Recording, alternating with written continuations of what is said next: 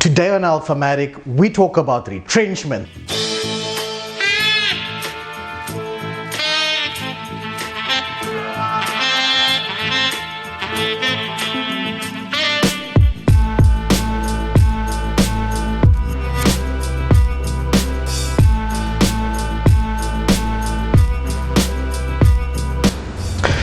Today on Alphamatic, we're talking about retrenchment, and if you're ready for it.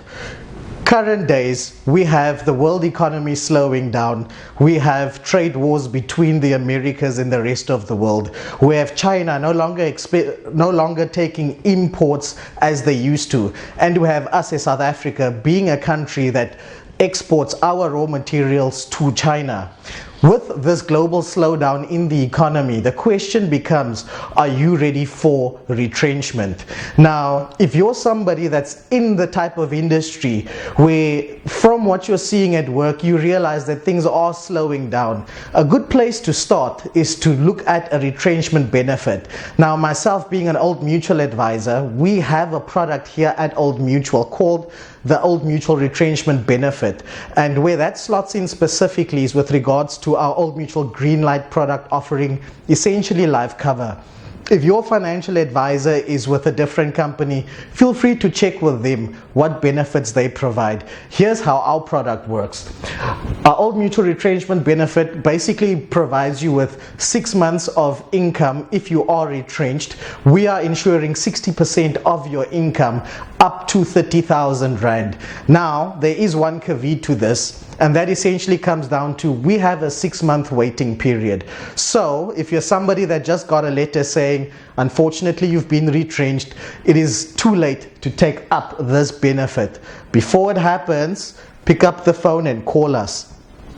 Now, second one I wanted to chat about is the Government Employees Pension Fund voluntary retrenchment offering, which is currently on. It started 1st of April and it's going through straight to the 30th of September of 2019. Essentially what government is trying to achieve with this is by letting go of some of its staff to reduce its wage bill. Now, from a conversation I had earlier this week with one of my product consultants, she explained to me that some people in the GPF are actually receiving a letter. I think for many of the GPF employees, how it would need to work for you is you need to apply for it and then it needs to be authorized for you. Now, we have a GPF calculator at Old Mutual, and to the best of my knowledge, we're the only company that actually has this specific application. We're able to work out for you, very similar to how the GPF calculates for you, how much money you have inside of your pension fund and if it's worth it for you. Generally, what the rules are looking for is if you're an employee of government and you are between the ages of 55 and 60, then you have the option to apply for voluntary retrenchment. Essentially what this comes down to is the GPF is willing to waive all the penalty fees applicable to retiring early. Now, I've also written an article in Alphamatic regarding that, and what I'm going to do is if you click the link to this article in alphamatic.co.za, I'm going to provide you with a link to that article regarding the GPF. Please have a look at that if that is something that interests you. Moving along to our next point, severance benefits. So let's say I'm with an employer and I found out I have now been retrenched. Essentially, this is what the law says. We need to pay you 1 week's pay per year of service. So if I've been with a company for 10 years, they need to pay me out 2 weeks severance. Well, 1 week severance per year. So it works out to about 10 weeks, 2.5 months severance pay. Also, what else would be paid out to you would be your leave days, okay? And depending on your situation, you may receive a pro rata amount of your bonuses. Also, there's a basic guide to severance pay that is published in one of these government websites, and I'm going to provide a link to that too if you want to have a look at that. Moving along, taking cash and tax. So Earlier today, I was having a conversation with one of my colleagues, and he said to me, "You know what, Edward, years ago with my previous employer, I had money in my pension fund and I was retrenched. And what I did is I took my pension fund money and I used it to settle some debt, and I used it to pay off a little bit of my bond." Now, all good and well with going this route, but what happens is if you decide when you leave your employer, "I'm going to take my pension fund money in cash," whatever amount you take in cash, you'll be taxed accordingly. So the question then becomes, do I leave my money inside of a pension fund product, in which case I can defer the tax or not even pay it at all? Or do I take the money and run, in which case taxes become applicable? Now, how SARS calculates how much tax you need to pay is essentially on a sliding scale. So the more money we take, the more we're going to pay in tax. And I am going to put the tax table on the blog so you can see what it would look like for 2019, but I wanted to show you a quick calculation of just how extreme things become. So here we have an example where I'm taking 1 million rand in cash. My tax payable on that becomes 117,000 rand, and that tax is taken now immediately before my million rand is paid out to me. So what I would receive is 1 million rand minus 117,000. My next example, let's say I have 2 million rand in my pension fund and I am looking to take that money. The tax on 2 million essentially works out to 472,500. So what I would receive in my bank account would be 2 million minus the 472,500. As you see, the gaps become bigger and bigger, and it's quite significant, losing out on about 250,000. Now, other options that you have, let's say you don't want to take the tax money, which, if we're looking at the severance pay I'm getting, if I'm an employee that's been with the company for quite a while, and I'm having the experience today where my clients are starting to contact me and saying, "Edward, I've been retrenched, what should I do?"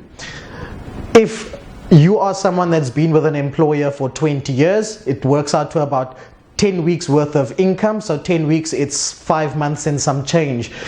That is possibly ample opportunity to actually get into a new job or pursue a new venture without touching your pension fund benefits. Touching your pension fund benefits should really be seen as a last resort.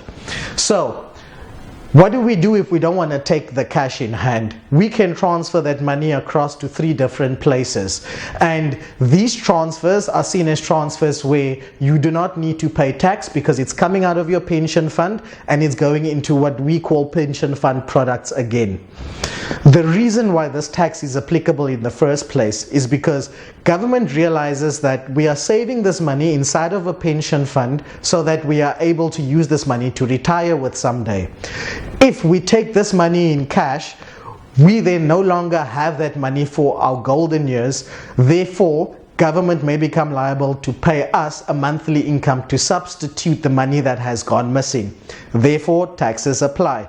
So, let's talk a little bit about getting away from the taxes and getting the money transferred out of your pension fund at work into somewhere else. So, when I leave my employer, I also leave my employer's pension fund. If I decide not to take the cash, I can transfer this money to my new employer's pension fund. And that's a conversation you typically need to have with your new employer, how that would happen, provided they have a pension fund. A second option, the one that I actually like the most, is taking your pension fund money and transferring it into a pension or a provident preservation fund. Now, here's what the law says. Current times, 2019 August. You are allowed to take 1 withdrawal before retirement. What that means is, if you have money in your pension fund, you can transfer that money across to a preservation fund and still maintain your ability to take 1 withdrawal. That means I don't need to take my withdrawal today. I could take it in a year's time, 4 years' time, obviously provided I am not retiring, I am just taking the withdrawal. A third option to look at is you take your pension into a retirement annuity, and with that one you can speak with your financial advisor about that one, or you can give me a call. Now, Other things really important to consider. The first one, I've said it before, I'm going to say it again, we need to have a budget. And essentially why that is important is when we are retrenched, we no longer have that income coming in, and we are not sure how long we will be unemployed. I spoke about a tool called 22/7 in Alphamatic episode 001, and I'm going to provide you a link for that one too. Have a look at that, because there I show you how to actually use or to set up that application. New employment. If you are retrenched, do you think you're somebody with a skill set where you're going to find employment quite easily? If so, then that's great news. More power to you, all of the best. Other things to look at is starting a new business. So if you're somebody that has been working for a company for a number of years and you've built up the skill set to do something different, maybe this is your opportunity to actually get that new business started. Moving along, something else I spoke about in Alphamatic 001 is money on the side. If you're somebody that you've been working with an employer, but you also have a little business that you've been running on the side, this possibly is an opportunity business and make it your main business. My name is Edward. I'm reporting to you for Alphamatic. You can find us on alphamatic.co.za. If you want to get in touch with me, I'm going to leave you my contact details now. Take care.